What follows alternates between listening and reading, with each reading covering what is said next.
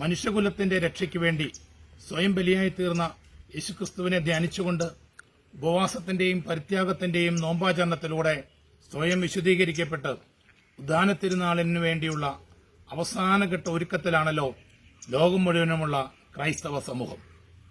പെസഹാ ദിനത്തിലെ കാലുകഴുകളും ദുഃഖവെള്ളിയാഴ്ചയിലെ പീഡാനുഭവ തിരുക്കർമ്മങ്ങളും കയ്പുനീരും കുരിശിന്റെ വഴികളുമെല്ലാം ക്രിസ്തു നടന്ന ആ വഴികളിലൂടെ നടക്കുവാൻ, പീഡാനുഭവത്തിന്റെ വഴികളിലൂടെ യാത്ര ചെയ്യുവാൻ നമ്മയും ഉദ്ബോധിപ്പിക്കുകയാണ്. ഓരോ ഉദ്ധാനത്തിന്റെയും പുറകിൽ പീഡാനുഭവത്തിന്റെ ഒരു ചരിത്രമുണ്ടെന്ന് ഓർമ്മപ്പെടുത്തൽ മാമോദീസായിലൂടെ നിത്യതയിലേക്ക് ആരംഭിക്കുന്ന നമ്മുടെ യാത്രയെ ഗാഢമാക്കുകയാണ് ചെയ്യുന്നത്. തന്നിൽ വിശ്വസിക്കുന്ന ഏവനും നശിച്ചു പോകാതെ നിത്യജീവൻ പ്രാപിക്കുന്നതിനു വേണ്ടി സ്വന്തം പുത്രനെ നൽകുവാൻ തക്കവിധം ലോകത്തെ സ്നേഹിച്ച പിതാവ്, the greatest love story ever made in the history of universe. അതാണല്ലോ ഈ ദുഃഖവള്ളിയുടെ സന്ദേശവും കാതലും. തന്നെ തള്ളിപ്പറഞ്ഞ പത്രോസിനെ നോട്ടം കൊണ്ട് തിരുത്തിയപ്പോൾ പിലാത്തോസിനോട് തന്നെ ശിക്ഷിക്കുവാനും വിധിക്കുവാനുമുള്ള അധികാരം അത് സ്വർഗത്തു നിന്ന് നൽകപ്പെട്ടതാണ് എന്ന് തിരുത്തി കൊടുത്തപ്പോഴും താൻ മരിച്ചുവെന്നറിയുവാൻ തന്റെ മാറിടം കുത്തിപ്പിളർന്ന ആ ഒറ്റക്കണ്ണൻ പടയാളിയുടെ കണ്ണുകൾക്ക് കാഴ്ച നൽകിയപ്പോഴും തന്നോടൊപ്പം കുരിശിൽ തറയ്ക്കപ്പെട്ട് വലതുവശത്ത് കുരിശിൽ തറയ്ക്കപ്പെട്ട് കിടക്കുമ്പോൾ പൊതുസമൂഹത്തിന് മുമ്പിൽ നിന്നും കൂടെ തറയ്ക്കപ്പെട്ട മറ്റ് കള്ളന്മാരുടെ നിന്ദനങ്ങളുടെയും പരിഹാസത്തിനെല്ലാം നടുവിൽ നിന്ന് തന്നെ മറച്ചു പിടിച്ച ആ കള്ളനെ, നല്ല കള്ളനെ തന്നോടൊപ്പം സ്വർഗത്തിലേക്ക് കൂട്ടിക്കൊണ്ടുപോയപ്പോഴും അവൻ നമ്മോട് പറയാൻ ശ്രമിച്ചതും ഇതേ സ്നേഹത്തിന്റെ കഥയെപ്പറ്റിയാണ്, ഇതേ സ്നേഹത്തെപ്പറ്റിയാണ്. ഓശാന ദിന ഘോഷയാത്രയിൽ ഓർസലേം ജനത ജയ് വിളിച്ചത് മാനവരാശിയുടെ രക്ഷയ്ക്ക് വേണ്ടി ഭൂമിയിൽ പിറന്ന ദൈവപുത്രനായ രാജാതിരാജനായ യേശുക്രിസ്തുവിനായിരുന്നു. ആ രാജാവിന്റെ കടന്നുവരവിന് വേണ്ടിയാ, അവൻ കടന്നു പോകുന്നതിന് വേണ്ടിയാ ആ തെരുവോരങ്ങളിൽ, തെരുവീതികളിൽ അവർ തങ്ങളുടെ വസ്ത്രങ്ങൾ വിരിച്ചത്. ഈ വർത്തമാന കാലഘട്ടത്തില് ഓശാന ജയ്വിളികൾ ഉയരുമ്പോൾ അഭിനവ ഹെറോദോസുമാർക്കും പീലാത്തോസുമാർക്കും ബറാബാസുമാർക്കുമാണോ ജയ്വിളികൾ ഉയരുന്നത് എന്ന സംശയം ഇന്ന് ഉയരുന്നുണ്ട്. യേശുക്രിസ്തുവിന്റെ രാജത്വത്തിലും ദൈവത്വത്തിലും പ്രതീക്ഷയും വിശ്വാസവും നഷ്ടപ്പെട്ടതുകൊണ്ടാണോ ഇങ്ങനെ ചെയ്യുന്നത് എന്ന് ഈ തലമുറ നമ്മോട് ചോദിച്ചു കഴിഞ്ഞാൽ അതിന് നമുക്ക് എന്തുത്തരമാണ് കൊടുക്കുവാൻ കഴിയുക? അതിന് നമുക്ക് തെറ്റെന്ന് പറയുവാൻ വേണ്ടി സാധിക്കുമോ? യേശുക്രിസ്തുവിലൂടെ മാത്രം രക്ഷയെന്ന് പഠിപ്പിക്കുമ്പോൾ തന്നെ ആധുനിക ഹെറോദോസുമാരിലും പീലാത്തോസുമാരിലും ബറാബാസുമാരിലും ആശ്രയിക്കുക മാത്രമാണ് ക്രൈസ്തവർക്ക് ഇനി രക്ഷയെന്ന് പഠിപ്പിച്ച് അവർ കോശാന പാടാൻ, ജയവിളികൾ ഉയർത്താൻ സമൂഹത്തെ ഉദ്ബോധിപ്പിക്കുന്ന സുവിശേഷം യേശുക്രിസ്തുവിലൂടെ പൂർത്തീകരിക്കപ്പെട്ട നിത്യതയുടെ സുവിശേഷത്തെയല്ലേ ഇല്ലാതാക്കുന്നത്?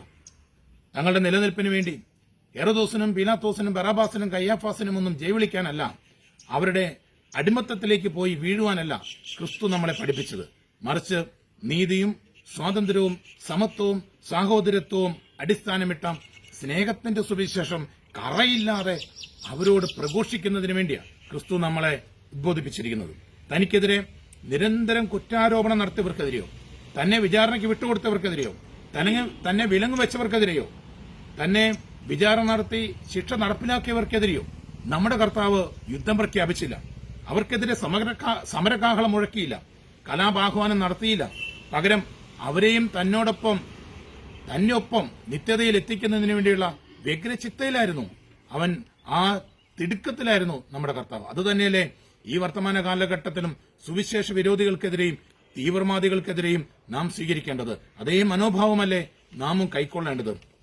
എന്നാൽ നമ്മളൊന്ന് ചിന്തിച്ചു നോക്കി, അന്യമത വിദ്വേഷവും വർഗീയതയുമെല്ലാം കത്തിച്ചു നിർത്തി വിശ്വാസികളെ ക്രിസ്തുവിൽ നിന്ന് അകറ്റാൻ പരിശ്രമിക്കുന്ന ഫരിസേയ പ്രമുഖരുടെ നീണ്ട നിര ഇന്ന് നമ്മുടെ ക്രൈസ്തവ സമൂഹത്തിന്റെ ഇടയിലുമുണ്ട്. വിശുദ്ധമായ ഇടങ്ങളിൽ അശുദ്ധ പ്രതിഷ്ഠകൾ നടത്തുന്ന തിരക്കിലാണവർ. നിലനിൽപ്പിന്റെയും താൽക്കാലിക നേട്ടങ്ങളുടെയും ഭൗതിക നേട്ടങ്ങളുടെയും അധികാരത്തിന്റെയും എല്ലാം പേര് പറഞ്ഞ് വിശ്വാസ സമൂഹത്തെ ക്രിസ്തുവിൽ നിന്നകറ്റി ഹെറോദോസുമാരുടെയും പീലാത്തോസുമാരുടെയും ബറാബാസുമാരുടെയും അടുത്ത് എത്തിക്കുവാനുള്ള നീക്കത്തെയും അത്തരക്കാർ നടത്തുന്ന നീക്കത്തെയും നാം ക്രിസ്തു മനോഭാവത്തോടെ നേരിട്ടേ പറ്റൂ. ക്രിസ്തു ഒരിക്കലും തന്നെ എതിർത്ത യഹൂദ റോമൻ ജനതയ്ക്കെതിരെ തന്റെ ശിഷ്യന്മാരെ തിരിച്ചില്ല. ക്രിസ്തു ഒരിക്കലും ഹെരോദോസിനെ എതിർക്കുവാൻ പീലാത്തോസിന്റെ പക്ഷം ചേരുകയോ പീലാത്തോസിനെ എതിർക്കുവാൻ ഹെരോദോസിന്റെ പക്ഷം ചേരുകയോ ചെയ്തില്ല. മറിച്ച് തന്റെ നിലപാടുകളിൽ ഉറച്ചു നിന്നുകൊണ്ട് ദൈവരാജ്യത്തിലേക്ക് അവരടക്കമുള്ള ജനത്തെ ക്ഷണിക്കുകയാണ് ചെയ്തത്. റോമൻ അധികാരവർഗം ക്രിസ്തുവിനെ കുരിശിൽ തറയ്ക്കുന്നതിന് ഉണ്ടായ പ്രധാനപ്പെട്ട കാരണം അവൻ ദൈവമാണെന്ന് സ്വയം പ്രഖ്യാപിച്ചതാണ്. യേശുക്രിസ്തു ദൈവമാണെന്ന് വെളിപ്പെടുത്തിയതാണ് ഏറ്റവും വലിയ കാരണമായി അവർ കണ്ടെത്തിയത്. ഇന്ന് ക്രിസ്തുവിരോധികളെ 2000 വർഷത്തിനിപ്പുറം ഭയപ്പെടുത്തുന്നതും ഇതുതന്നെയല്ലേ. യേശുക്രിസ്തുവിന്റെ ദൈവത്വത്തെയാണ് ഇന്ന് ഇത്തരക്കാർ ഭയപ്പെടുന്നത്. അതുകൊണ്ടാണല്ലോ ക്രിസ്തുമസും പുൽക്കൂടും കുരിശിന്റെ വഴികളും അതോടൊപ്പം ഉയർപ്പ് തിരുനാൾ ആഘോഷങ്ങളുമെല്ലാം ഇത്തരക്കാരെ ഭയപ്പെടുത്തുന്നത്. ക്രിസ്തുവിൽ നിന്ന് ജനത്തെ അകറ്റുവാൻ ഇത്തരക്കാർ ധാരാളം വഴികളാണ് തേടിക്കൊണ്ടിരിക്കുന്നത്. അതിനുവേണ്ടി അവർ ക്രിസ്തുവിരോധികൾ ആയ അത്തരക്കാർ ക്രിസ്തുവിശ്വാസികളുടെ ഹൃദയത്തിൽ നിന്നും സുവിശേഷത്തെ പറിച്ചു കളയുവാനുള്ള കഠിനമായ പരിശ്രമത്തിലാണ്. അതിന് പല മാർഗങ്ങൾ അവർ തേടുന്നുണ്ട്.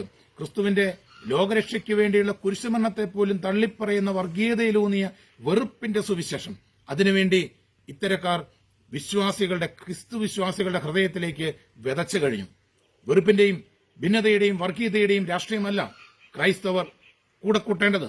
മറിച്ച് സുവിശേഷ മൂല്യങ്ങളിൽ വെള്ളം ചേർക്കാതെ രാഷ്ട്രീയ അധികാരങ്ങൾക്ക് മുമ്പിൽ നെഞ്ചുപിരിച്ചു നിന്നുകൊണ്ട് സകല ജനത്തിന്റെയും രക്ഷയ്ക്കും നീതിക്കും വേണ്ടി വിശപ്പും ദാഹവും സഹിക്കുന്ന ക്രിസ്തുവിന്റെ രാഷ്ട്രീയ പക്ഷത്താണ് നമ്മൾ അണിചേരേണ്ടത്.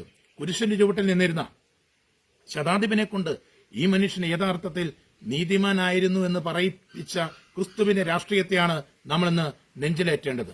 വർഗീയതയിലൂന്നിയ രാഷ്ട്രീയം കഴിഞ്ഞ 10-15 വർഷത്തിനിടയിൽ നമ്മുടെ ഇടയിൽ വിധിച്ച അതിഭീകരമായ വെറുപ്പിന്റെയും ഭിന്നതകളുടെയും നിലപാടുകളെയാണ് ഈ ഉദ്ധാന തിരുനാൾ നാം തിരുത്താൻ ആരംഭിക്കേണ്ടതും തിരുത്താൻ പരിശ്രമിക്കേണ്ടതും.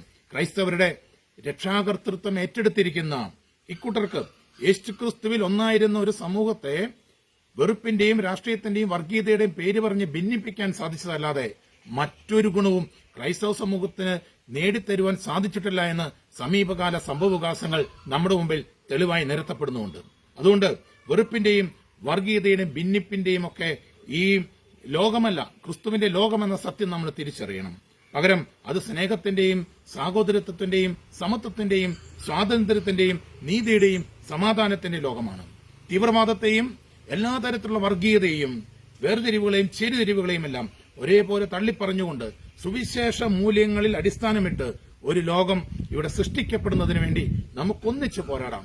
ധീരതയോടെ ക്രിസ്തുവിനെ പ്രഘോഷിക്കുവാൻ നമുക്ക് തീരുമാനമെടുക്കാം. ഉദ്ധാനം ചെയ്ത ക്രിസ്തു അതിനുവേണ്ടി നമ്മെ ഓരോരുത്തരെയും ഭയപ്പെടുത്തട്ടെ. ഉദ്ധാന തിരുനാളിന്റെ മംഗളങ്ങൾ ഏവർക്കും സ്നേഹപൂർവ്വം ഒരിക്കൽ കൂടി നേർന്നുകൊണ്ട് നിർത്തട്ടെ.